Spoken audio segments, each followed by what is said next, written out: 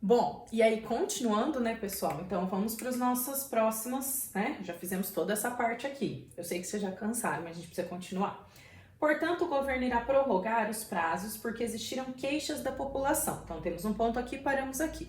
Quais são os verbos? Então, o primeiro verbo, a gente tem uma locução verbal, irá prorrogar. Por que eu sei que é locução? Porque eu posso substituir por prorrogará, né? Quem prorrogará? Quem irá prorrogar os prazos? O governo, nosso sujeito. Núcleo do sujeito é o substantivo governo, como sempre, né? Adjunto adnominal, o artigo o. E aí, quem prorroga, prorroga algo, né? Então, o que será prorrogado? Os prazos. Então, os prazos, nosso objeto direto. Beleza até aqui? Tranquilo? Bom, se você observar bem, não precisa continuar. A oração está completa. O governo irá prorrogar os prazos, tá? Então, se eu colocasse um ponto aqui, essa oração existia perfeitamente. Por isso que ela será uma oração coordenada, né? Porque ela é independente. E, só que diferentemente das primeiras de cima, essa oração, por mais que ela possa ter um ponto aqui, ela tem uma conjunção também com ela. Até eu não sei se surgiu essa pergunta na sua cabeça, professora, pelo que eu percebi, a conjunção sempre fica com a oração da frente. Sim, então aqui eu tenho a conjunção, né, portanto, e essa conjunção vai ficar com a oração da frente, tá? Então, se eu colocasse um ponto aqui, esse período aqui, né, esse período seria simples, mas essa oração seria uma oração coordenada sindética, porque tem a conjunção, certo? E aí, conclusiva, tá? Porque o portanto estabelece essa relação de conclusão. Professora, mas ele está estabelecendo relação de conclusão com quem? Com a ideia anterior. Observe que ele não tá... Olha que interessante, a gente estuda que as orações ligam... as conjunções ligam orações.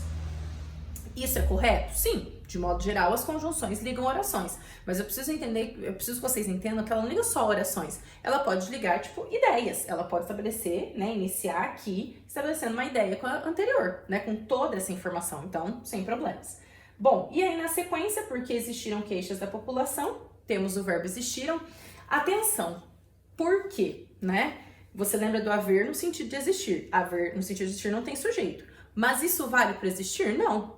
Existir não tem sujeito.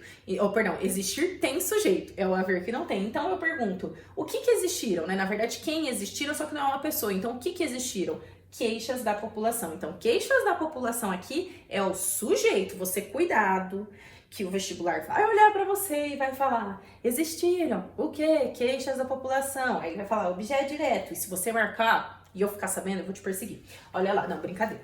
Mas assim, atenção a essas relações. Então, aqui é o nosso sujeito. Núcleo do sujeito é queixas da população, adjunta adnominal, eu poderia trocar por populacionais, queixas populacionais, então adjunta adnominal. Bom, essa oração termina aqui, ela só tem o sujeito e o verbo já se resume ao predicado, é um verbo intransitivo, tá completo. Tem sujeito, tem o verbo que é o predicado, fechou.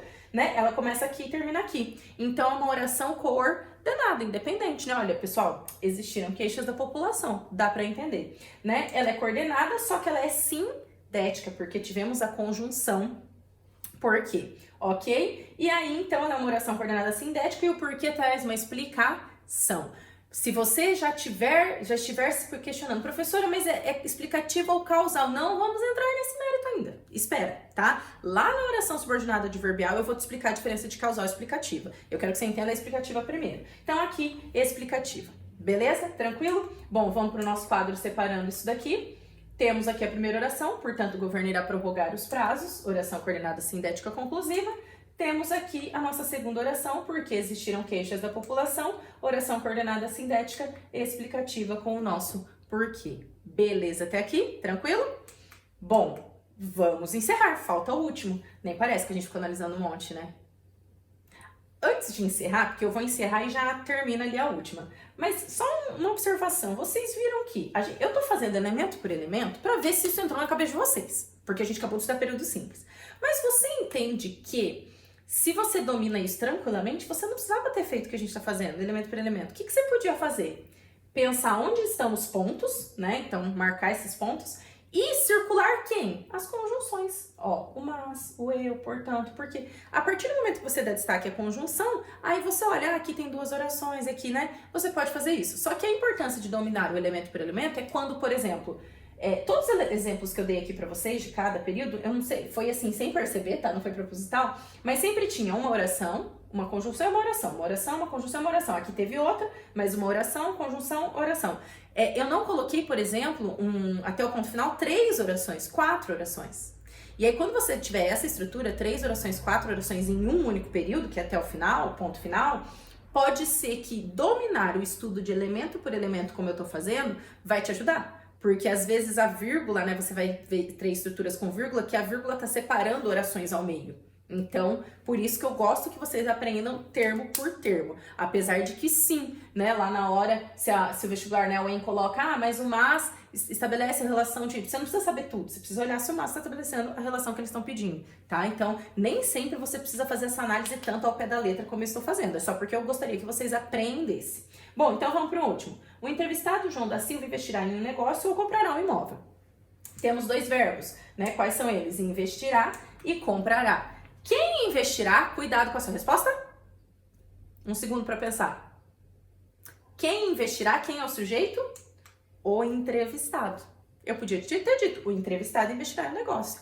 Mas aí a gente é xereta, né? E a gente quer saber assim, viu? Mas especifica qual entrevistado. Às vezes você entrevistou mais de uma pessoa, vai saber qual. E aí eu venho João da Silva. Quem lembra o que é o João da Silva? Aposto especificativo, né? Tá especificando quem que é o entrevistado, tá? Então, atenção a isso. Temos aqui o adjunto adnominal do núcleo do sujeito, beleza. Bom, quem investe, investe em algo, verbo transitivo indireto. Ele investirá em quê? Em um negócio, objeto indireto. Lembrando que em qualquer outra oração, investirá podia ser direto, né? Por exemplo, ele investiu o dinheiro, aí é objeto direto, tá? E aí você tem comprará. Quem compra, compra algo. Lembrando que quem que é o sujeito de comprará? O entrevistado. Mas por princípio da economia linguística eu não preciso escrever, né? Tá subentendido pro nosso leitor. E aí, por que eu tô falando disso? Porque a primeira oração é uma oração coordenada, tá completa, eu podia pôr um ponto final aqui, né? E ela é assindética, não teve conjunção. A segunda oração, ela tem o sujeito, mas ela tá repetido aqui. Você não vai escrever. Agora, se você quiser se separar, colocar em textos diferentes, você escreve o sujeito, tá? Quem compra, compra algo, verbo transitivo direto, comprar o quê? Um imóvel, objeto direto, núcleo do objeto direto imóvel, né, adjunto adnominal, igual eu marquei aqui, adjunto adnominal. Então, a segunda oração também é independente, ela começa aqui, seria ou o entrevistado comparar um imóvel, certo? Teve o sujeito, né, que não aparece escrito novamente porque tá antes, certo? Comprar, verbo transitivo direto, apareceu o objeto direto, fechou. Então, oração coordenada, só que nesse momento, sindética, porque eu tenho a conjunção aqui. E estabelece o quê? O que o entrevistado tem que fazer, né? O João da Silva. Ele tem que fazer uma escolha. Ele tem 2 alternativas, ele não sabe qual alternativa ainda ele irá optar. Então, oração coordenada sindética alternativa, né? Vamos separar aqui. Então, o entrevistado João da Silva investirá em negócio, oração coordenada assindética, e ou comprará um imóvel, oração coordenada sindética alternativa, devido a essa conjunção. Tranquilo até aqui? Se você percebeu, você estudou todas as orações coordenadas, as assindéticas, que apareceram basicamente em todas, só naquela anterior que não, e as coordenadas sindéticas aditiva, alternativa aqui, a conclusiva e explicativa, que foram até no mesmo slide, e a adversativa, que foi a primeira, beleza? Encerramos orações coordenadas, é isso, pessoal. Agora é vocês chegarem lá e compreender eles. Uma última observação pra gente encerrar, foi ótimo, encerrar essa aula.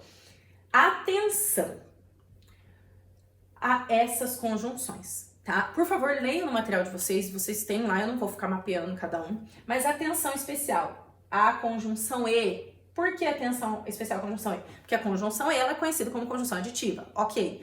Porém, dependendo do contexto que ela aparece, eu dei um exemplo aqui, inclusive, ela pode indicar causa e consequência, o sentido, não tô falando da classificação dela, o sentido. Então, posso ter um texto em que o E tenha valor semântico de causa e consequência ou de conclusão? Sim. O E pode ser adversativo, eu posso falar assim, ó, ele estudou e não passou. Esse E tá no lugar de um mas não passou. Então, ele pode ser adversativo. Esse E pode ser simplesmente um introdutor de fala. E agora? Você pode falar assim, agora, o que eu faço? Minha pessoa e o fulano, ele vem? É só pra chamar, a gente tá chamando mudança de turno, a gente chama isso. A gente tá conversando com alguém, você fez tal coisa? Eu fiz. Ah, então tá bom, isso aqui. E aquele outro treco, sabe pra mudar? Mudança de turno e mudança de assunto. A gente usa pra isso, tá? Qual que é a classificação dele? Necessariamente é conjunção aditiva, mas assim, a gente fala que o sentido é de mudança de turno. Esse E pode estar numa... sei lá, que mais? Uma repetição, e fez isso, e fez aquilo, tá? Então, assim, atenção ao uso do aditivo. Acho que principalmente quando ele é adversativo, estudou e não passou, que já caiu muito na UEM, e quando ele é causa e consequência, porque esses valores do adversativo e o valor de causa e consequência. Esses dois caem bastante. O mas é conhecido por ser uma conjunção adversativa, mas o mas pode indicar uma adição. Como assim? Quando lembra do não só, mas também, que é aditivo? Ah, e o João não somente conseguiu a vaga no vestibular, mas também iniciou um estágio. Esse mas, gente, tá na cara que ele é uma adição. E é interessante que não precisa, às vezes, aparecer o também, né? Ele não só fez tal coisa, mas começou um novo processo, né? Então, mas também tá subentendido também, tá? Esse mas, se você quiser uma dica, se não tiver o também, troque por como, não só como também, troque por um e, não só e também. Pronto, tá? Então, muita atenção ao mas. O que é uma conjunção explicativa? Quando eu falo assim, olha, estudem que vocês serão aprovados. Estudem, porque vocês serão aprovados. Então, esse que tá no lugar do porquê, que é uma conjunção explicativa. Porém, o que pode ser um monte de coisa, tá? Não vou nem ficar citando todas aqui. Quando a gente chegar nas adversativas, fica mais claro. Mas a gente tem o que? Conjunção integrante, certo? Que a gente vai ver nas orações subordinadas. Nós temos o que? Pronome relativo. Vocês lembram dele? Tem que lembrar, quem não lembra aí, pronome relativo, o quê? Que a gente troca por o qual, a qual, os quais, as quais. Vamos ver nas adjetivas, isso. Nas adverbiais ainda, eu tenho ele como causal, como temporal, como condicional. O que, gente? A gente vai ter uma aula só de funções do que, tá? O que acho que tem umas 14 funções, certo? Dentro das conjunções, ele não é só conjunção explicativa. Ele pode ser conjunção integrante, causal, condicional, comparativo. Ele pode ser várias. Ainda pode ser pronome relativo, ainda pode ser outras coisas, beleza? Só lembrar de dominar um pouco isso. Tinha uma música, olha eu falando besteira, tinha uma música antiga da minha época, vocês não me julguem. Era El Chan. Vocês lembram dessa banda? Dá pra ter feito um meme agora com a minha cara. E aí, se vocês fizerem, eu mato. E aí, tinha uma música que era assim, gente, não é da época de vocês, né? Era assim, a baiana, desce, desce, desce, desce. É muito útil a música, né? O que acontece? Que desce, que desce, que desce. Esse que é um e. Olha o que com função de adição. Ela desce e desce, e desce, e desce. Ao invés de colocar o e, que. Olha a pira, o e tem um monte de coisa. O e é o mais louco de todos. E por fim, o logo. A gente conhece o logo como conclusivo, certo? Você tá certo? Tá certo?